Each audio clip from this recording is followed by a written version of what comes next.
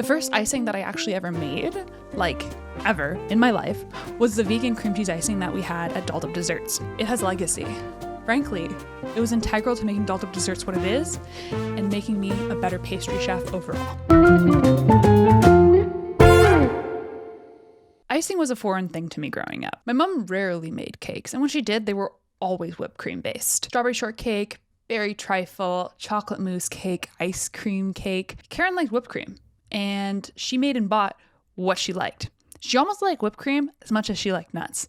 Can you believe it? She didn't like sweet, thick icing, so she didn't use it. And since I was molded by her tastes, I also didn't like that kind of icing. Since I didn't go to pastry school, I lacked the skill and knowledge to make buttercream like I know how to do now. I didn't even know the difference between American icing versus a Swiss or Italian meringue buttercream, ermine frosting, or what you get out of the Betty Crocker tub. I never ventured to make cakes or cupcakes since I always preferred making cookies, brownies, bars, or loaves. Cakes were for special occasions, not for Friday night baking.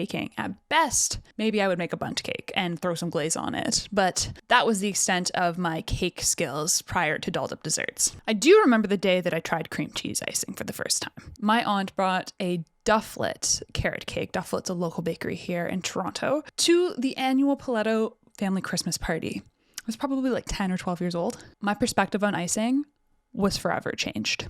Thick, rich, creamy, tangy. I had never tasted something so delicious in my entire short life, to the point where I actually cut the icing off the sides of another 2 to 3 slices of cake and just ate the icing straight. Dufflet's cream cheese icing to this day is still one of my favorite cream cheese icings. Now, it's not like I went home and actually made my own cream cheese icing after that party. I actually never made dairy-filled real icing ever until my 28th birthday in 2022. It was hard enough to have food restrictions and then trying to bake the simplest cookie. Why the heck would I spend time trying to make icing or cake if I had never done it prior? The first icing that I actually ever made, like ever in my life, was the vegan cream cheese icing that we had at Dolled Up Desserts. I knew cakes and cupcakes would be something I would have to make now that I was, a bakery owner. So I decided to go with what I liked.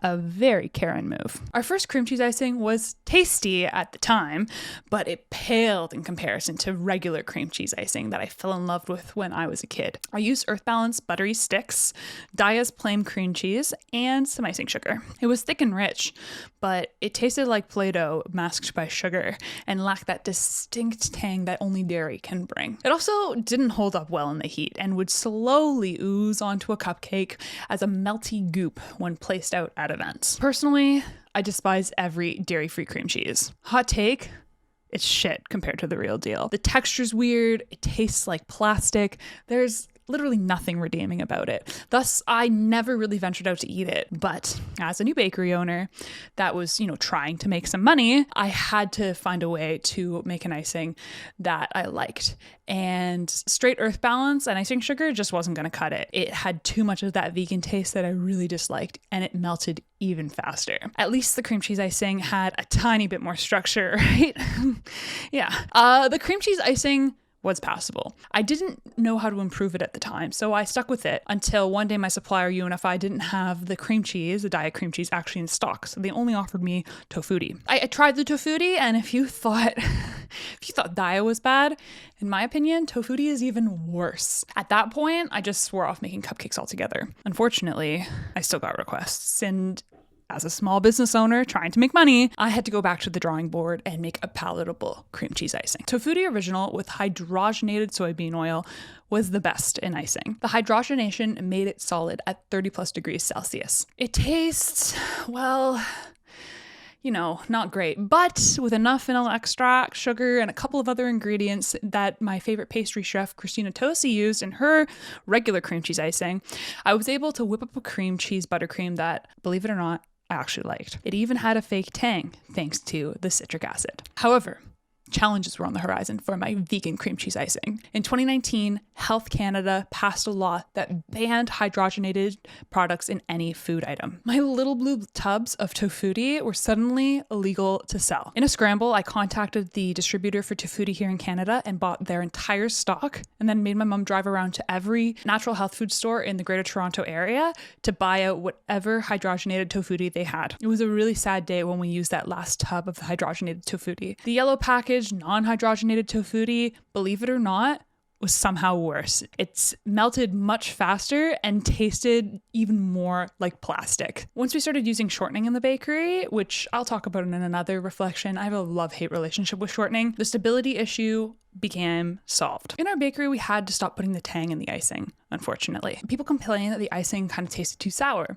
Personally, I think all my customers were out to lunch, but that's just me. And since I am a business owner serving the public and trying to make money, I listened and we got rid of the tang. For the recipe though, I have included it as an optional add-in. Cream cheese icing was definitely our most popular icing at the bakery. It was slathered on our most popular cakes such as the red velvet Oreo cream cheese cake, the carrot cake, and it was piped on our ginormous cinnamon buns. However, it was never my favorite. Too much of it in one bite would make me not want to eat the baked good anymore. So whenever we used it, I always tried to find a way to pair it with other things to help balance any sort of off-putting taste that I personally didn't like. For carrot cake, there was caramel ganache between each layer, and we put toasted coconut on the outside for crunch and texture. For the red velvet cake, we filled each layer with chocolate ganache and crushed Oreos. Although our cinnamon buns did have a ton of icing on top. When I ever had a cinnamon bun, I would scrape the icing right off and just eat it plain. Now realize I'm not trying to dissuade you from making this icing. Relative to other dairy-free and vegan cream cheese icings that are out there, this icing recipe slaps hard, period. It's easy to make relative to our actual buttercream. It has a great shelf life in the fridge, up to 2 months. It's super easy to pipe and smooth out on cakes. It's not too sweet. Believe it or not, there's actually a quarter less icing sugar in it compared to most other icing recipes you'll find online.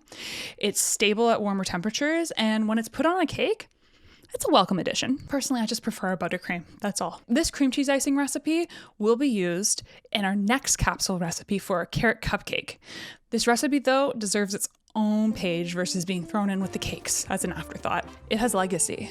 Frankly, it was integral to making dolled up desserts what it is and making me a better pastry chef overall. Until next time, Katerina.